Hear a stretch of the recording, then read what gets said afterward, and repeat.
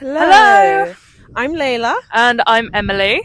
and we're here from Bar Spa University to tell you more about Gen Z in the future.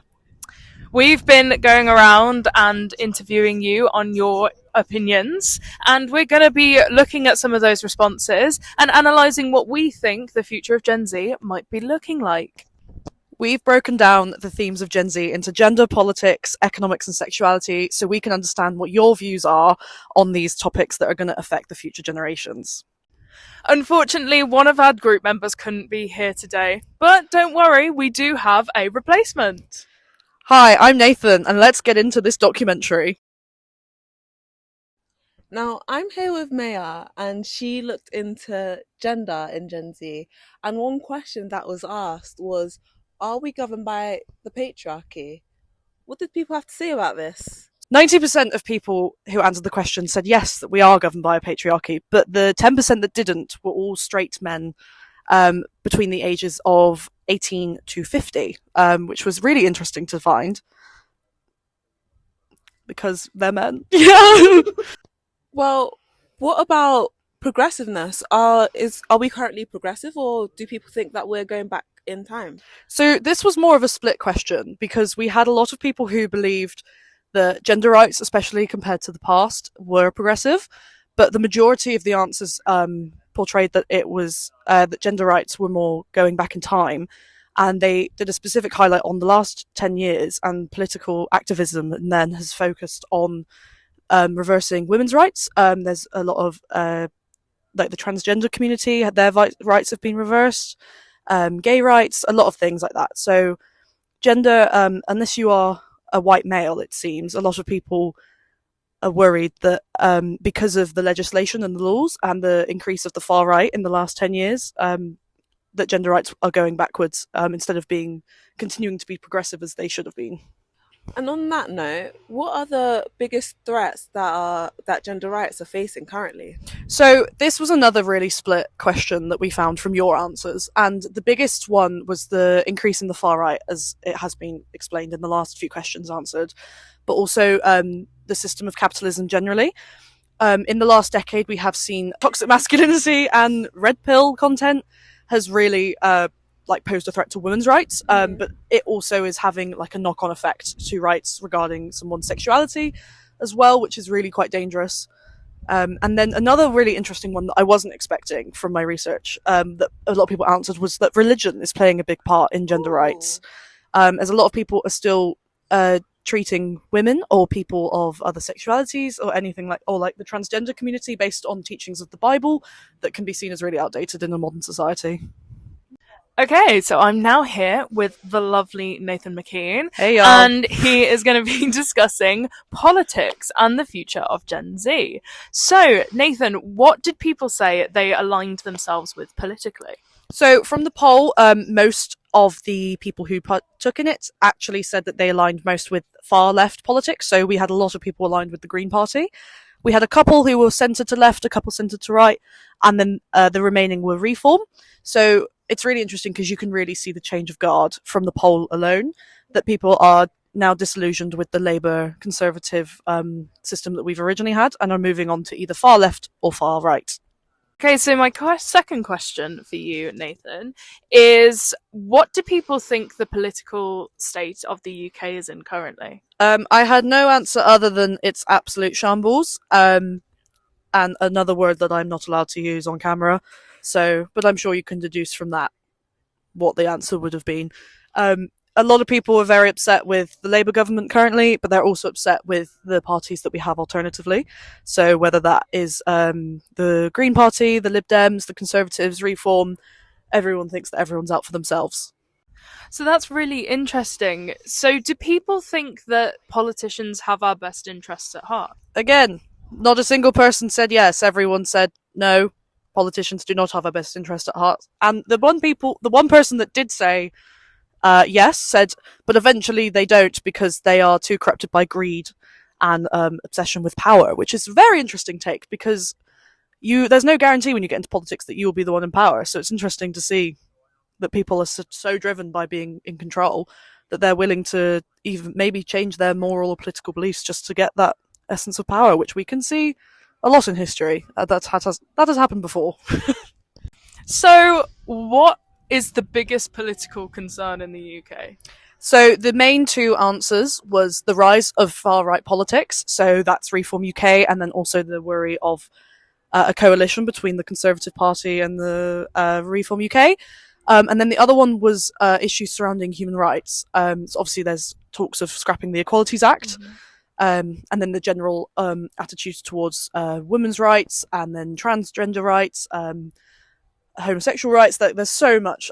So that links obviously back to gender, and it's all intertwined somehow, which is very interesting. But it's a scary world that a lot of people are facing that we live in. Now, I'm here with Emily talking about sexuality, and one question that we had towards Gen Z was what approaches that they had towards boundaries and consent. So a lot of people responded that they got their information about consent from information that they were taught on school or on social media. So a lot of the information that they get is very different, I would say. Online you can get a lot of opinions, and often they're very different. And in some of the research that I was doing leading up to these questions going out, is people were saying that often social media can actually impact people's views. So to know that quite a few people, I think it was almost half of the people that answered this survey, got their information on consent from the internet, that's almost concerning if we think about this idea of misinformation being spread by the media, because we don't know what information people are being given. And actually Gen Z in general are quite good with consent, and people tended to say that they knew about where to find information about consent, and that they knew what was right and what was wrong. But there's always going to be that small minority, and it is concerning to think what information is being spread online and how easy is this information to access, and do we need to be pushing a bit more for information at school to be a bit more heavy lifting when it comes to consent. Okay, so my next question would be what are people's opinions over their concerns about the government policies that are being put in place around sexuality? Yeah, so quite a few people are concerned about the current political views on sexuality and gender. One prime example that came up was Matt Goodwin's proposals that women who don't have children should be fined because they don't have children. Now, obviously, this is a Reform Party member, so it's not a Labour Party member as we have in the government currently, but it is a concern that if Reform get voted in later on down the line, or if this act got enough support, would this be implemented, which would take away women's rights? And this is a huge concern. People in Gen Z are really, really concerned about losing their basic human rights, and this ties in almost perfectly with sexuality, because a woman's body and her sexuality is a big part of who she is and how she identifies, and women can find a community within that. So to have this almost taken away from them and not have autonomy over their bodies is a real concern for quite a few people. We've also got to consider the arguments about trans rights, and there's so many organisations currently which are supported by quite a few high celebrities, such as J.K. Rowling, who are giving money to these organisations who are anti-trans. And this again is a really, really concerning thing, because it's taking people's rights away from them to be able to choose how they identify and to be who they are deep down inside. So a lot of people who answered our survey, I think it was over 50%, if not like 70%, answered that they were really concerned about the future of sexuality and the government's laws on implementing sexuality. So, as part of our project, we were asked to try and look at systems thinking and try and take a systems thinking approach to what we were doing. Now, it was a bit of a struggle to think about how we could implement it into what we were doing, but the lovely Emily came up with this diagram. Now, we had a talk on what system thinking was, and we were showed a similar diagram that was about the processes to go into making a cup of tea. Now we decided, why don't we replicate that, but show the processes that go into how our topics come to be, and that's what Emily is presenting to us. Wow, that was a whole lot we just unpacked there.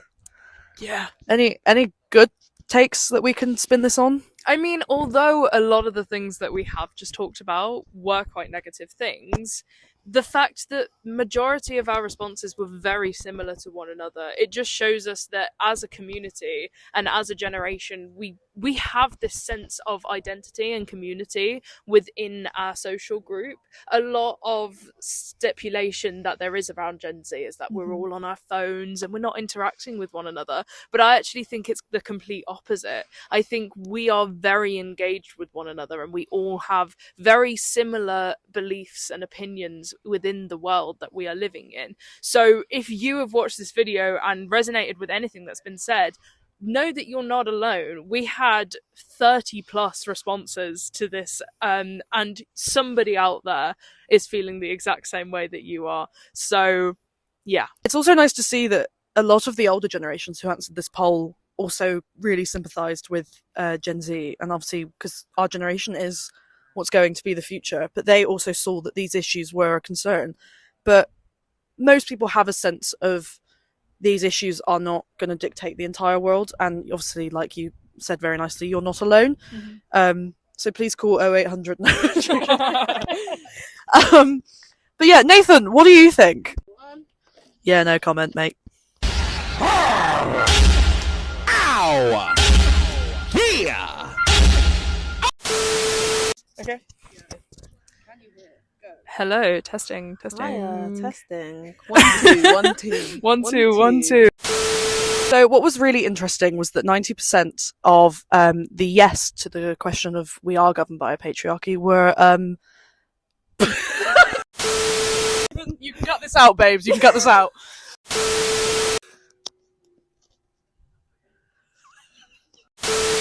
Documentary, the red pill content, has really posed a risk to women's rights, but also rights around excuse me, I'm doing an interview. Responses to this, and somebody out there is feeling the exact same way that you are. So yeah, it's also nice to see that. Oh my god, was that a wasp? God, sorry Nathan. Sorry Nathan. I just saw you like twitch and was like, what's happening?